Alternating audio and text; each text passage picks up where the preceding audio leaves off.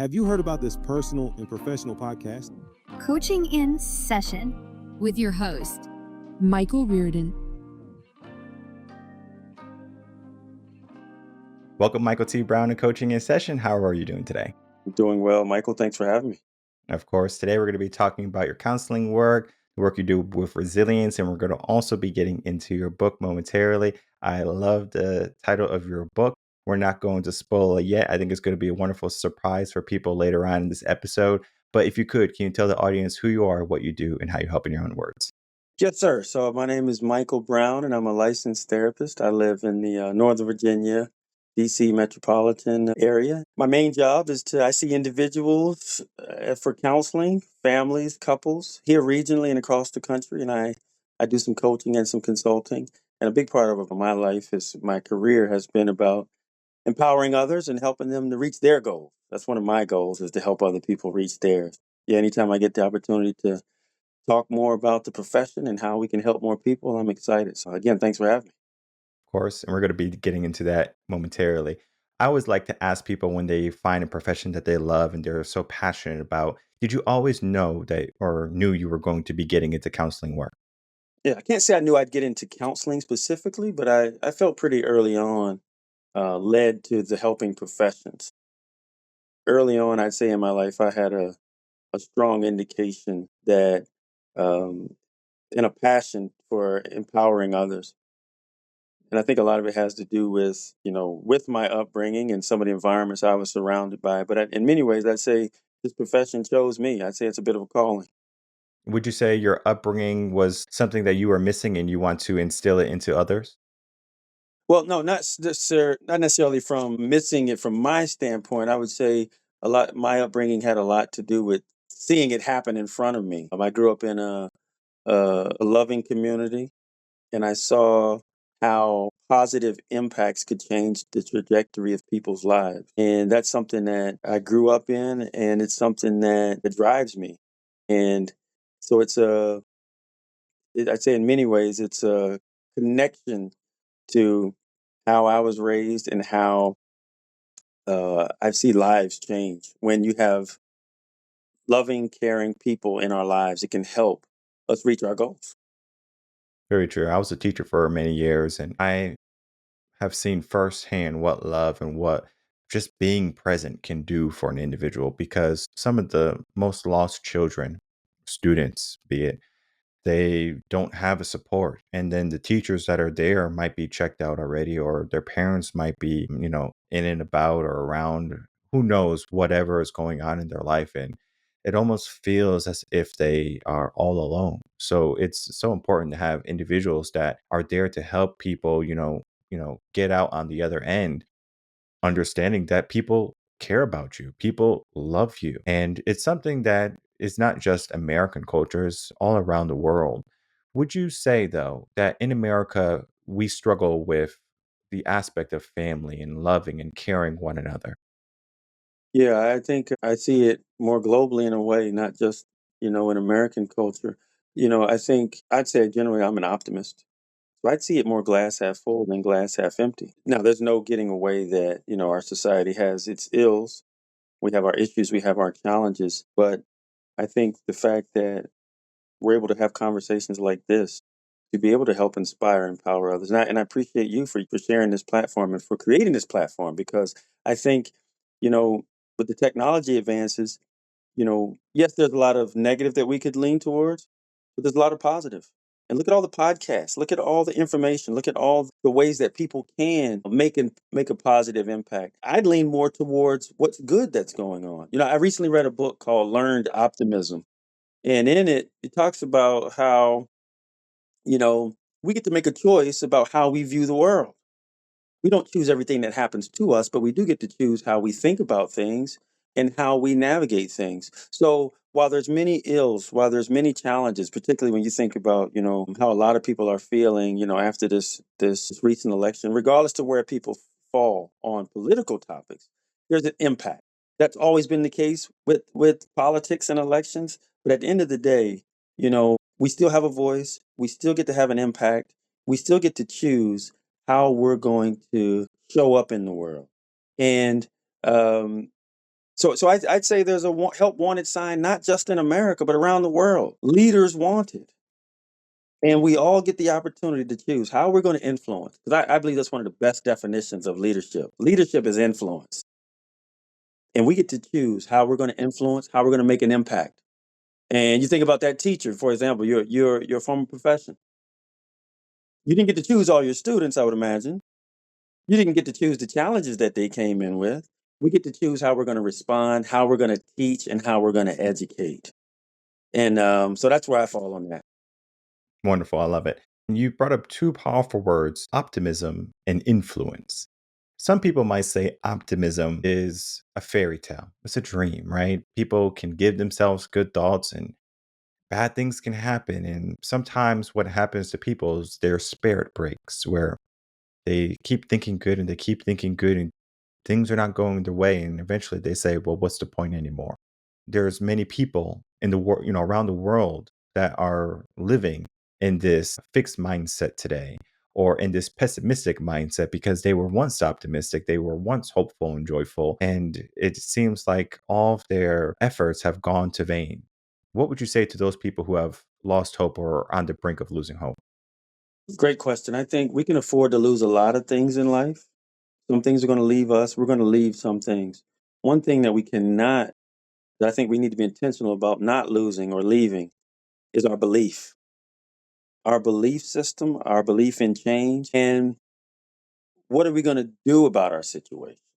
So the optimism is not just about, wishful thinking. Optimism can lead to real action. Glass half full over glass half empty.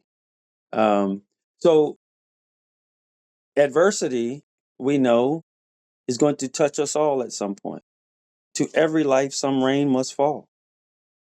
But we can get an umbrella. We can weather the storm. We can partner with like-minded people. And, if you find yourself in a ditch, you know, quit digging and we figure out what are my next steps moving forward.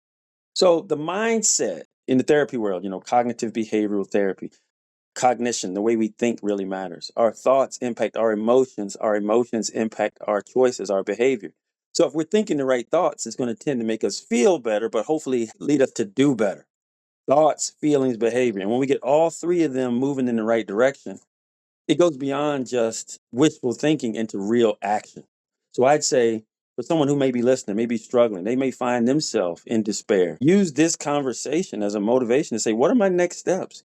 Is there somebody I can reach out to that can maybe steer me in the right direction? And then once we get some momentum built, it's amazing how momentum leads to us wanting to achieve more and attain more. But the key sometimes is to just get started and to be willing to ask for help. I'm going to get to influence in a minute, but I do want to ask a question. And it could be similar, it could not be similar. So it's good to just be your perspective on this, okay? Is there a difference between counseling and therapy? I'd say they're very closely aligned. Not much of a difference there. You think about, how something can be therapeutic. That means something is helpful to us. Counseling is the realm where it deals with the more the talk part of it, right?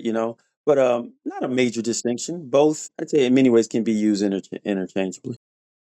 I know there's people who would get both types of services. They'll see a counselor, a life coach, somewhere along the lines, and then they'll also have a therapist. So it's almost like they have two individuals or they have two sectors where they're working on things separately. I'm not sure if that's beneficial or not for the individual, but from what I hear, they typically love having it separated versus, all right, I'm going to have a therapist that does everything because sometimes when they have a therapist that does everything, it feels like they never graduate.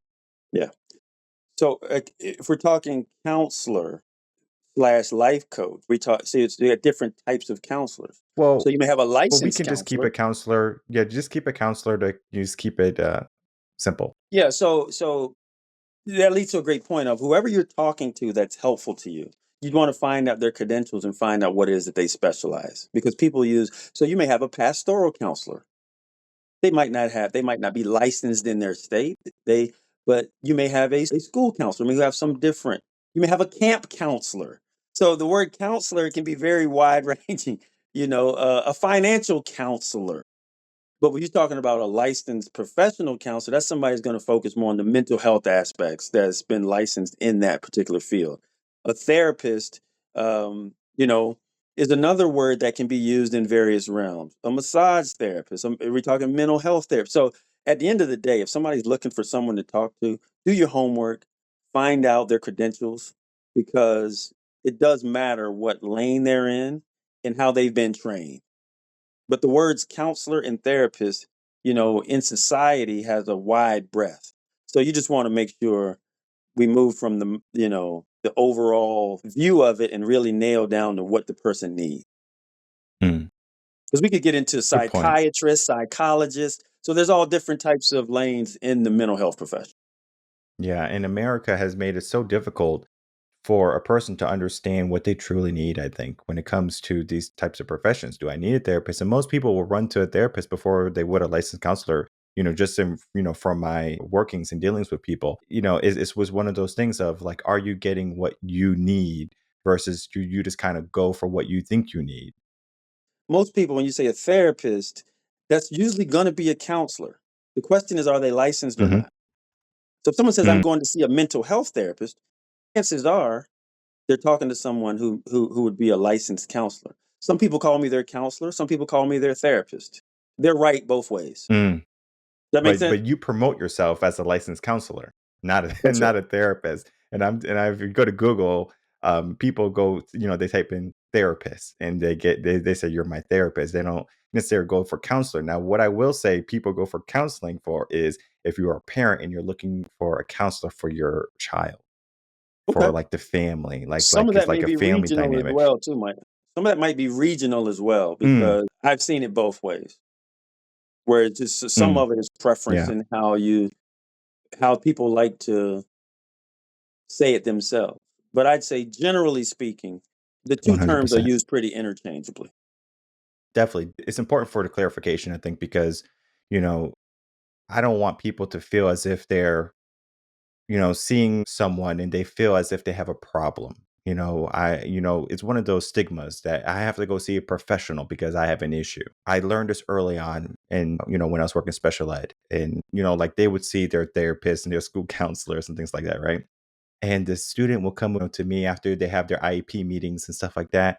And they're like, I'm dumb or I'm stupid or they don't believe in me, right? They have all these negative things going on in their mind. And I'm like, whoa, you're 7, right? You have all of these adult problems and literally like this is something that you're giving yourself. So most of these kids that I was dealing with, they had severe behavioral problems, but most of those behavioral problems were shunned when you didn't focus on them.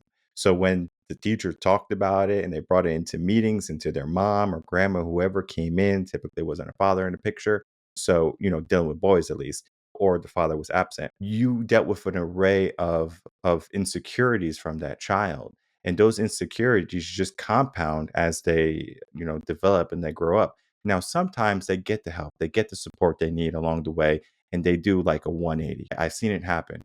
But sometimes they fall into the system where it's just like they are, I don't want to say circumstance, but like they just fall into, their environment, like their environment takes over. We can think of, young men in Chicago, for example, like their lifestyle versus maybe someone who is growing up in Northern California. They have a very different lifestyle and they have different access to different things. So one might have many accesses to counselors and people who help and love them versus someone who's literally trying to make it through and learning from their peers.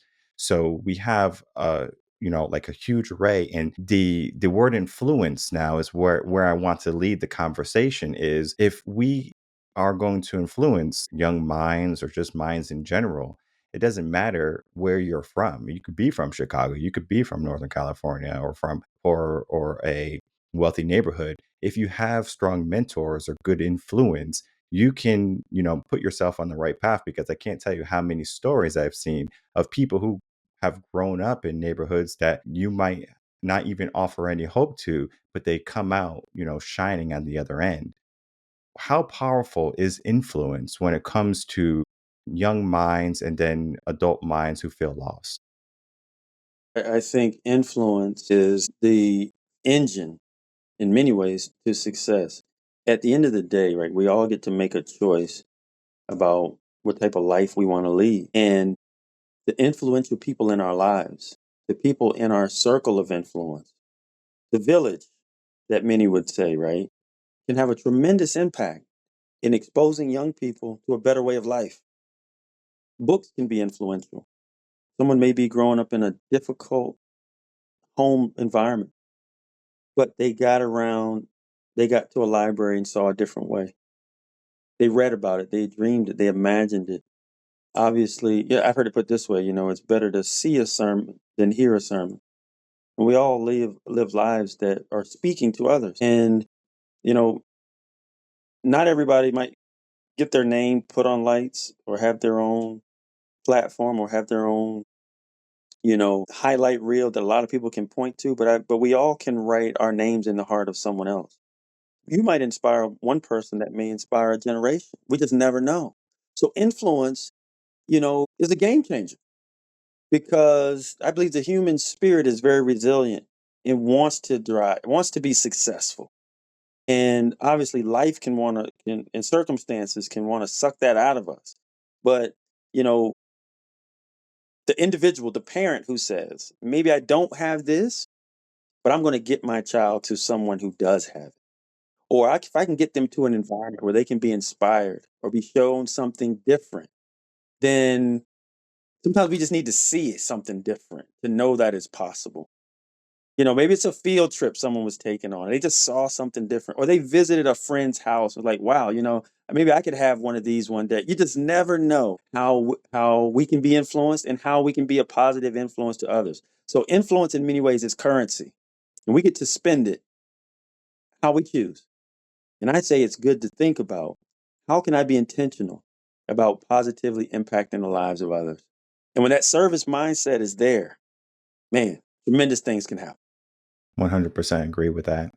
You talked about books, and books can definitely change lives. And I can't tell you how many books I've read that were inspiring. And I love speaking to people and I ask them, what's your favorite book or the book that changed your life? And I always say the book that changed your life is not the book that changed your life. It's all the subsequent books that were the foundation for you to get all the learning and the wisdoms that one day, now that book that you read, it finally clicked to saying, hey, all of these things that I've been learning and all of these things that I've been instilling within me are finally starting to coagulate, and now I can see it. It's tangible for me. My mind sees that is now possible. And you have a book, and I just love the title of your book, A Beautiful Challenge. you know what was one of the reasons why you wrote this book, A Beautiful Challenge? Yes, thanks for asking. So being a counselor and a therapist, I started out as a school counselor. I worked all three levels: middle school, high school, and elementary. And I wrote a book before that called Born to Achieve, and it was kind of like, in many ways, a love letter to youth. Things I learned over the years that I think can help youth. And after writing that and just spending time, encouraging young people along those lines, I realized in private counseling and just through life and experiences, and also in ministry, was that any relationship, successful, healthy relationships are not just inherited. In many ways, they are fought for and won. So the book is called A Beautiful Challenge, Building Healthy Relationships. And in there, I just really wanted to highlight here, what are some tools and some strategies that can help us win in our relationships, whether it's personal or professional. Effective communicating, effective problem solving. Not all relationships go south just because of a lack of will. Sometimes it's a lack of skill. And some of these things can be taught, of how we can communicate more effectively, how we can connect better to others, how we can forgive, how we can challenge ourselves to be better individuals. Because I believe in many ways, healthy relationships are made up of healthy individuals. So when the individual gets healthy and better and works on ourselves, then we can be a better significant other. We can be a better colleague. We can be a better family member. So that's what the book highlights. How do we to work on ourselves and to also have better interpersonal relationships. So it came from a place of just seeing a need and just experiences and having worked with so many people over the years. And I'm sure your work with, middle schools and high schools and, even elementary schools have made you well aware of some of the problems that families are facing, that they are going through, and how the children are developing. And I always say it's easier to build a child that's not broken than to heal a broken adult. Mm. But sometimes there's just going to be some circumstance that breaks that child. And it could be the smallest thing. It really can be the smallest thing. But it could be a big thing. It could be a divorce. It could be a death of a loved one, a family. And now they feel so disconnected where, it's almost like they are just kind of going down this path of life and they have no direction. Even though they're walking, they have no direction. What would be something that you can instill in a mind? It doesn't matter if it's young or older, that if they're on the wrong path, that they can change that path. Yeah, I think, first of all, knowing where we are, being self-aware, to say this is bad, this hurts, this is painful, whether it's trauma, whether it's dealing with unforgiveness, whether it's being in a abusive environment, whether it's having lack, wherever it's, first of all, we just need to know where we are, self-awareness. Now, a child may struggle with that, obviously, because they just, might not be able to articulate it. Hopefully there's loving adults around them who can help them navigate that. And hopefully, right, the system will identify those who may have trouble helping themselves. So we have a responsibility as a society, right, to look out for youth. And I don't know who I'm talking to right now. Maybe I'm encouraging somebody. You may know a child who's struggling. It's okay to ask that child what's going on. How are they doing? Are they being well taken care of? So often you run into people, and I'm sure you can relate to this as well, right, Michael? Working in the schools where somebody took the time to get eyeball to eyeball with the child and ask them, are they okay? And really care. So awareness is important. Us adults looking for children who might be struggling, who might can't articulate what they're going through, but we know or we sense something. So to be a child advocate, right? We all can be child advocates. So that has its place. So self-awareness is important. Where am I? The next question I'd say in many ways is, where do I want to go? What's my goals? And how do I get there? Where am I? Where do I want to go? How do I get there? Some child may say, you know what? I remember a friend of mine told me, Michael, I actually was telling me about a difficult home life she had growing up. And I remember just asking her, how'd you get through that? She said, I hung out at school a lot. I just hung out at school a lot. That was her way to navigate that difficult home life. She decided not to be home very much. She found an oasis at school of loving adults who had her back and would give her things to do. And that helped her navigate. So you got to want it. We got to want to be something. We got to want it. Does there have to be a desire to achieve? It's great if we're inspired to achieve, but it's okay to not have all the answers. Sometimes we just got to know the what first. That I want something different. Some of that's just internal. We don't even necessarily ask for it. There's a survival instinct that we have, and that village can help us navigate it. Where am I? Where do I want to go? How do I get there? And those questions, I think, can help us navigate our resilience and how we're going to bounce back from adversity. Our world today, our village is almost like the whole world, especially since our smartphones and our computers, they keep us so connected. But we are living in a world that even though we have all these connections, we are so disconnected in a sense. We will be keyboard warriors and we will say hurtful things, but we wouldn't do it in front of their faces. We would, personify ourselves as this person on the internet, but we will have low self-esteem in the classroom or just in our workplace. Why do you think there's so much disconnection today and there's just so much more opportunity? Good question. I think, a lot of it has to do with, I think some of it's generational. If you grew up with a device in your hand, that's a little different maybe when you didn't, for someone who didn't. So some of it's generational. I think some of it is cyclical from a standpoint of, I think there's still a desire to want to connect with people. And I think eventually sometimes we may get bored on our phones. So I think some of that's changing. I think even some young people are catching more wind of that because at a certain point, right? Again, that innate desire to want to be successful. The question can ultimately come back to, what am I doing about me reaching my goal? So if you're on IG or whatever platform and you're seeing other people doing great things, eventually you'd hope that person would ask themselves, what am I doing? So, at the end of the day, we can use the technology. In many ways, the technology, it's kind of like money. It just throws gasoline in many ways on what we already are. So if somebody, yeah, so if you got a bad attitude with a phone, you're gonna have a bad attitude without a phone, right? So if you got money and you use it. At the end of the day, we're still human beings, and the technology is going to, in many ways, highlight or show what's going on. The same way somebody can cyberbully on the phone is the same way somebody can say, "Let me start a podcast and inspire others." Same technology. We just have to make sure that our mindset, right, is geared toward using it in ways that's going to be helpful and productive.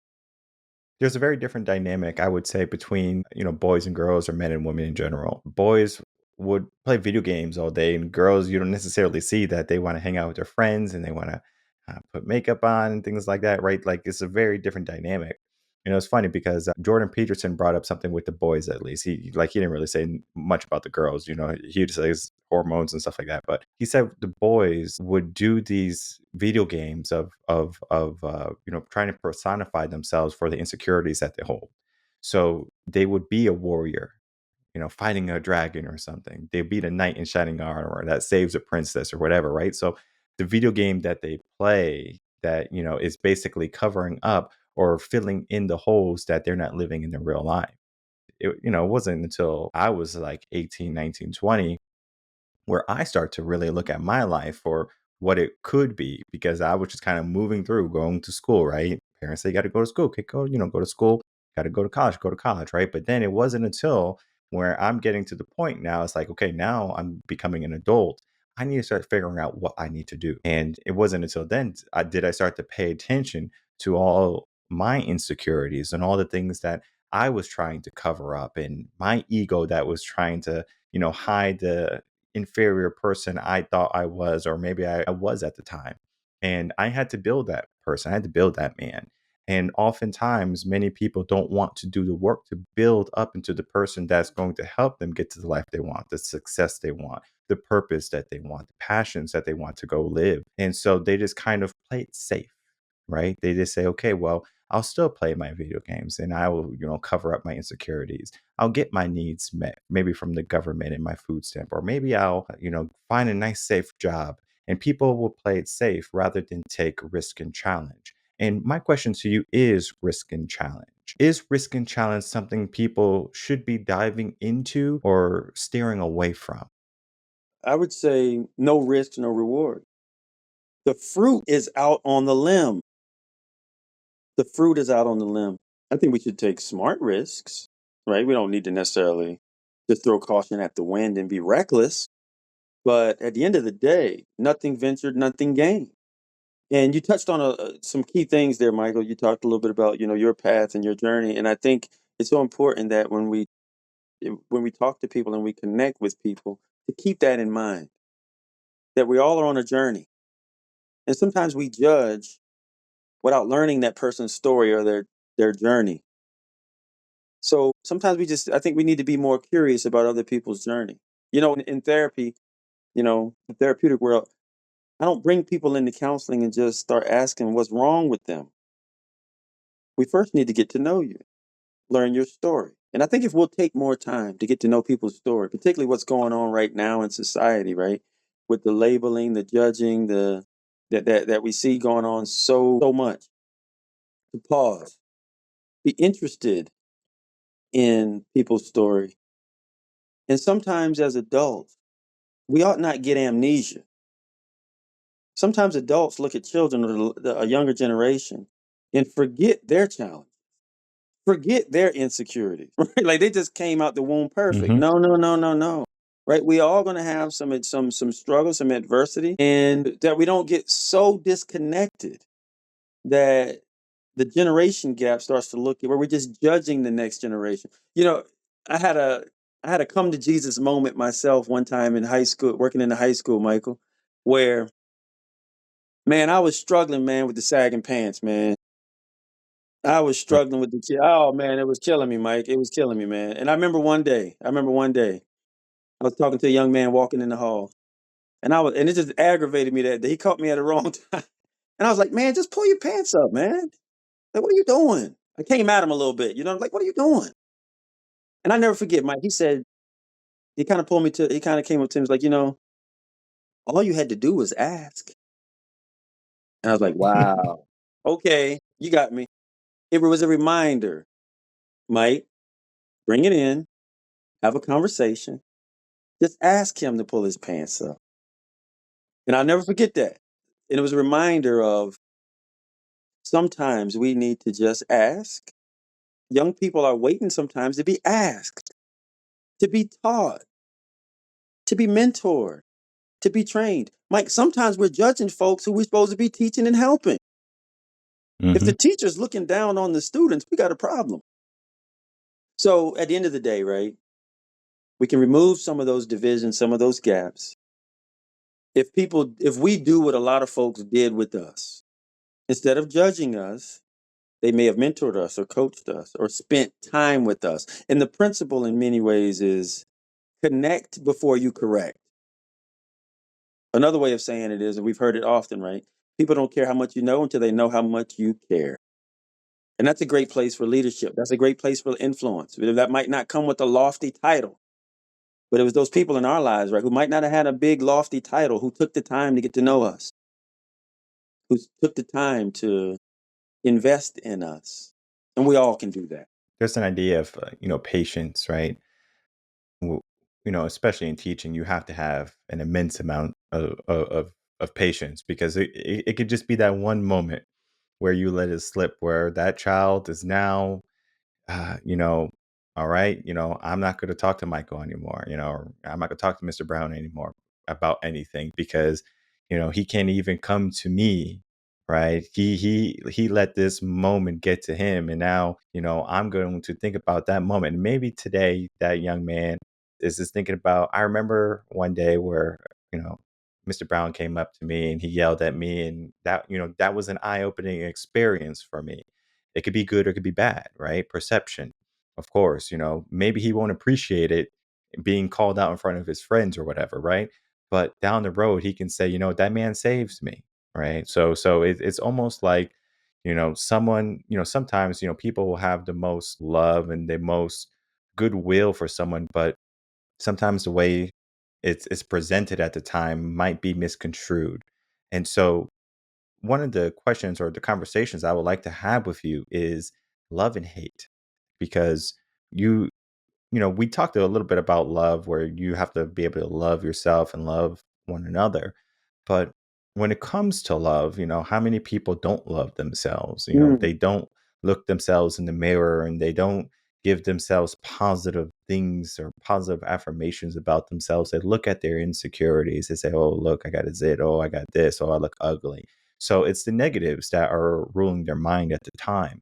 And sometimes we can be short on patience, whether it be because the principal came up to us and gave us more work, or, something happened with our own family or our loved ones, and we're just on edge that day.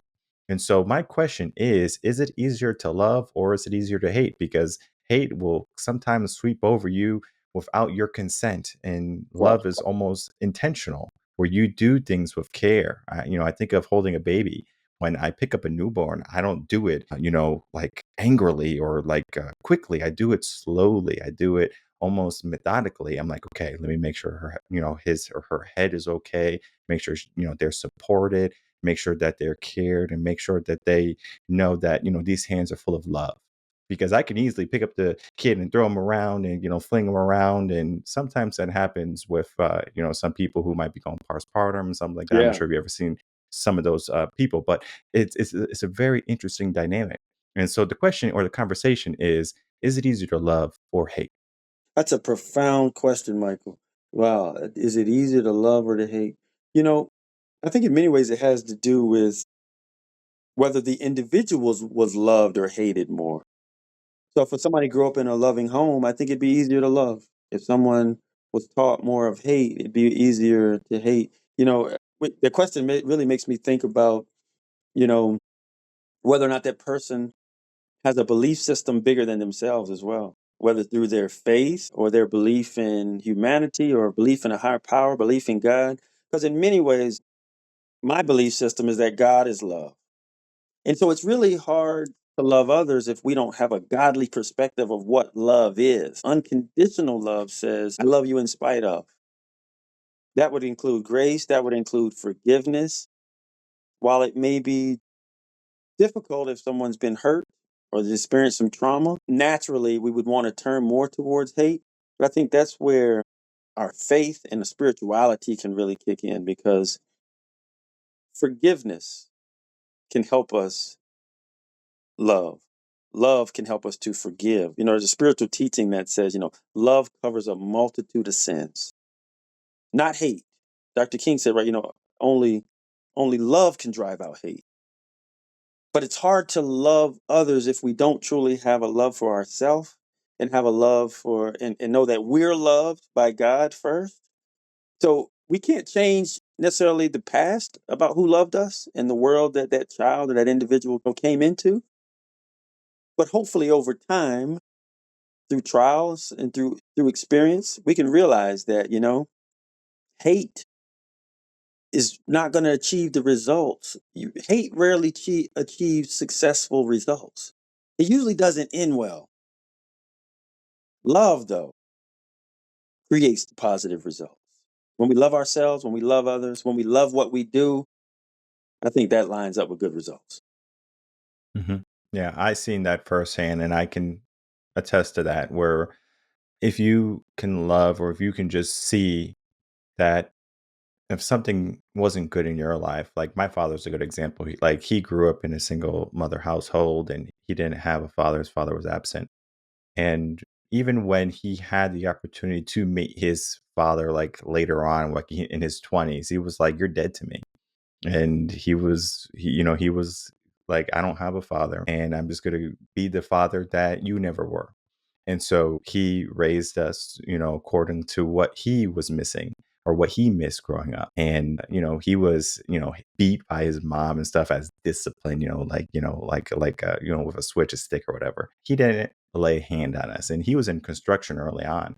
So he was a big guy. I'm talking about, like, his arms were huge. Like if this man hits you, you'll be gone.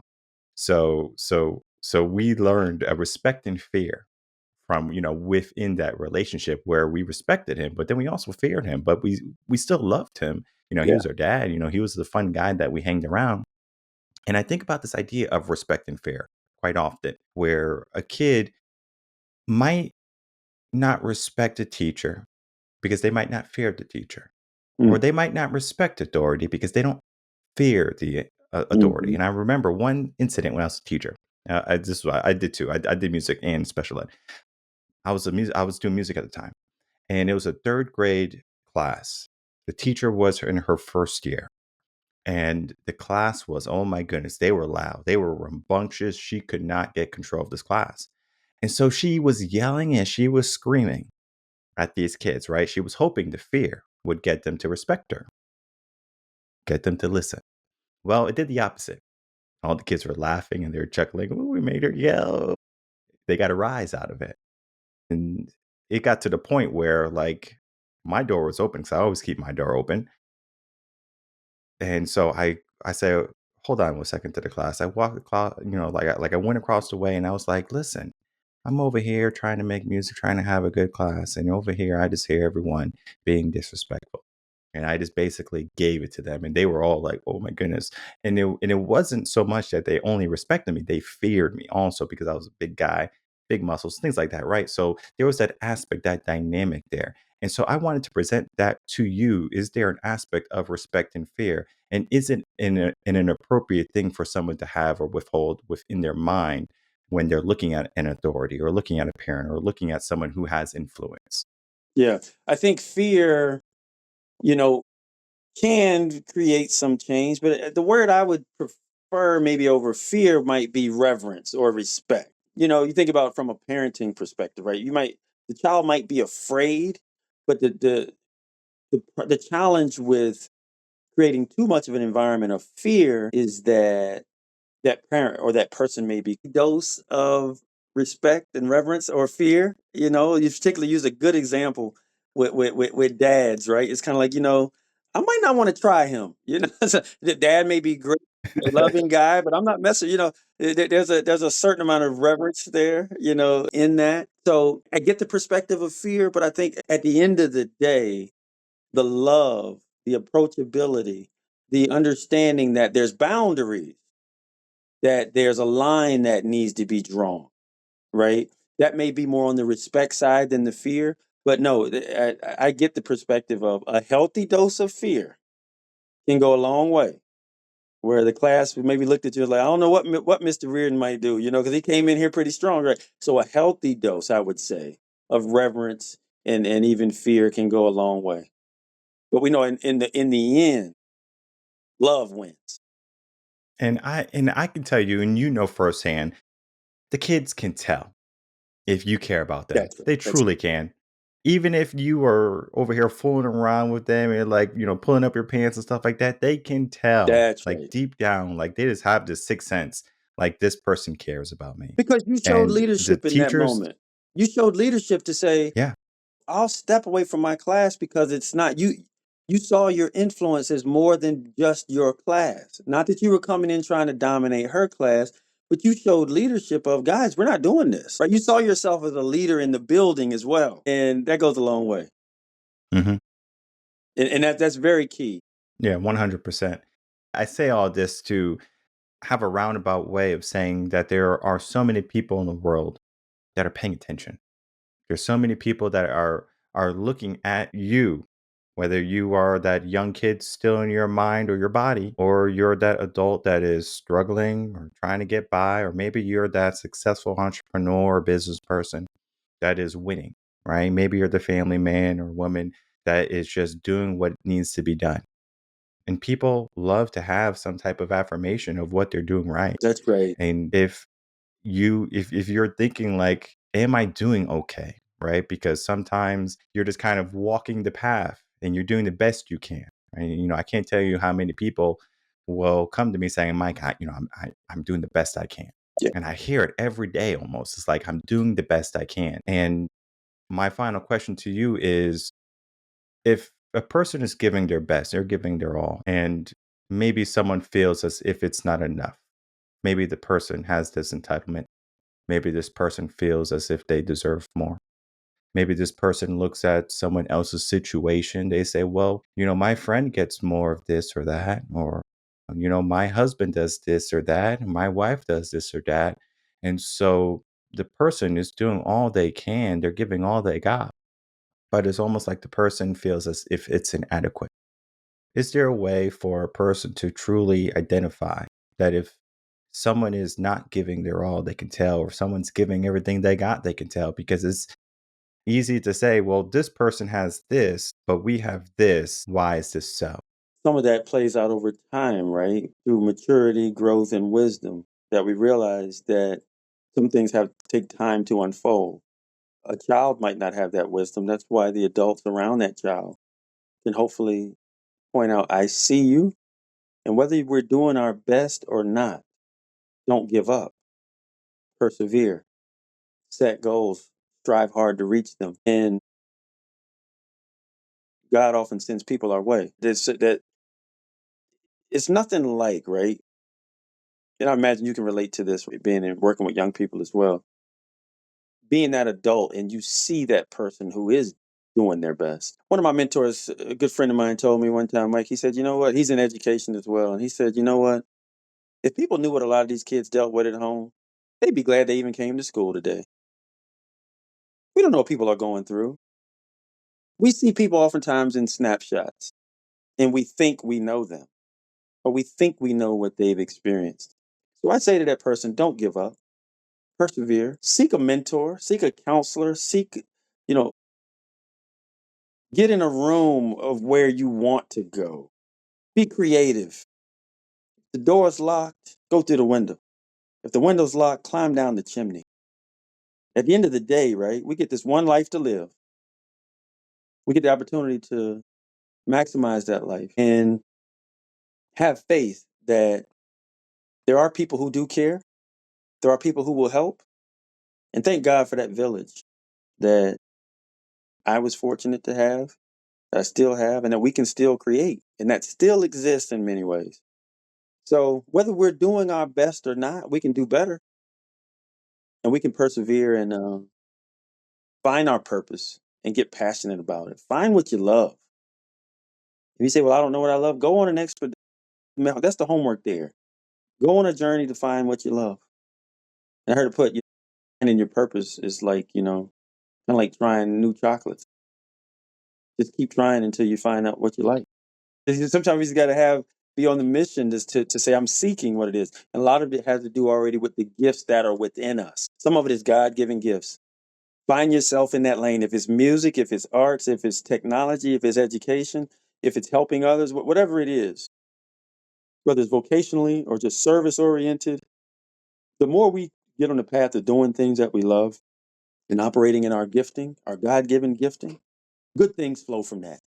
Make a decision to move forward. I was watching a podcast one time, and a gentleman said he was asked a question that was a game changer for me, Michael. He said he was struggling in life, and a mentor asked him, "Are you interested in being successful, or are you committed?" Because if we're interested, we're not going to just mess around and reach our goals. But if we're committed, we'll do what it takes. So I ask that to the audience today. Move beyond just interest into commitment towards the things that you seek, and good things will start to happen from there. And I just like the idea of the village mindset, where if an outsider is coming into the village, maybe the guards are there on the outside and they say, "Halt, stop." And, what is your purpose? Right? Because they're protecting the villagers, they're protecting the village. And maybe the person says, "I'm looking for a home, I'm looking for a place." And guess where they go? They go typically to the elder. They go to the, or the elders, That's and right. they speak with them and they learn from them. And typically from there, they can get a good feeling of if this person belongs, if this person wants to stay truly. Because people can look from the outside in and say, "So nice." We can think of, let's say, like the movie Home Alone, right? Mhm. Let's say like an old movie. And like the young boy who was left, right? There multiple times. I don't know how it happened, but he was left. People can say, "Oh, the parents are so irresponsible and they don't care and they don't love him the way they do the other kids. Otherwise, they would have made sure he was there." But then there's the other side of there was the mom who gave up her trip and says, "I want to go, find my boy, right? I want to go get my son." And so there's this two views when it comes to how a person can see a situation. They can look at the bad, of course, right? The brain is naturally wired to be negative. I mean, it was once a survival mechanism, but today it doesn't serve a purpose. So if we can focus more on the love, if we can focus more on the appreciation, we can focus more on the aspect of learning and developing ourselves and looking for villages that want to bring us in and love us and show us and influence us to be better is so important. And I think the work that you're doing, and I could tell from the conversation, the books that you've written, and the work you continue to do is going to be a testament to that, where you're coming in with love, you're coming in with an understanding that it's a journey, right? So where you are today is not where you're going to be tomorrow, most likely, right? We make progress, and from there the progression begins. And so, I just love to have conversations like this, real conversations where So, people can learn, where they can experience, where they can get some insight, where they can say things are possible. And so what I would love from you, if you would like to give us some final words, of course, or if you just want to get straight into how people can find you, reach out to you, and begin working with you. yeah, so pretty easily accessible. My website is brownsleadership.com. I can be emailed at email@brownsleadership.com. I do speaking events, and the people can find me there, if they want access to the books or any information. They can also find me on X at MTBrown98. So, yeah, that's where they can find me. And I just want to thank you, Michael, for the work you're doing. And I imagine at some point, right, you had a decision. Do I take this risk and start this podcast? And because you decided to do that, right, you were able to have these type conversations, and we're able to partner in these type conversations. So keep up the good work of what you're doing. And as far as to the audience and those that might be listening now or may even hear this conversation days or years down the road, be reminded to find your purpose, get passionate about it, and don't stop until you make the impact that you're called to make. Thanks again for having me. Of course. And this podcast is something that I created it's almost it wasn't a mistake, but it was from a failure where I had a motivational video series and I did like 26 episodes and then I stopped. And then I was like, what do I do? Do I do another motivational video series? And I was like, I want to create something that's going to be there if I'm not there. Mm. Because one day I'm going to be dead and gone. I already know that. And so I wanted to create a podcast where I'm not only talking to people by myself, right? I don't want to be an echo chamber. I want to bring other minds like yourself, Michael, where people can get different insight. They can get a different feel. I believe there's tonality in voice, and people can get something from someone that they couldn't get from someone else. My coach, in elementary school, one of the sweetest guys in the world, right? I needed him, Yeah. right? Even though he might have felt like I wasn't part of the team. And I remember, just like a quick tidbit, is during 5th grade is when you can go into sports at the school I was at. So I was able to join the basketball team, but we had family issues and stuff like that. So I couldn't get the health insurance for my father at the time. So I couldn't get a physical to be on the sports team. And so I couldn't even bring myself to tell the coach, what was the issue. It was because of family issues. Like I couldn't even get a physical. And then he was like, oh, like he was always asking me when he saw me because his son also went to the school. And he was like, all right, he's like, hey, are you coming to practice? Like what's happening? I was like, like we'll see what happens. I never told him.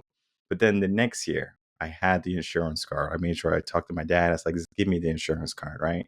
So I had it in my hand. And I remember I was going out for tryouts and everything again. And the coach even said, like, are you going to play this year? I was like, yes, I'm going to play this year with confidence because I had the card in my hand and I knew I can get the physical. And so, I begged my mom. I was like, all right, let's go. Let's get my physical. Let's get everything I need. And I played. Right? I played in 6th, 7th, 8th grade.